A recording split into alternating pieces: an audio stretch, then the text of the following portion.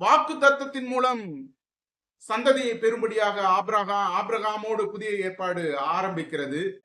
சவுல் ராஜாவாக தெரிந்து கொள்ளப்பட்டாலும் தாவீது நான் கர்த்தருடைய நாமத்தினாலே வருகிறேன் என்று சொல்லி கர்த்தருடைய நாமத்தினாலே ஜெயம் பெற்றதினாலே தாவீது தெரிந்து கொள்ளப்பட்டிருக்கிறார். ஆனால் இயேசு கிறிஸ்துவோ பரலோக ராஜ்யத்திற்கு சொந்தக்காரராக நம்மை மாற்றும்படியாக,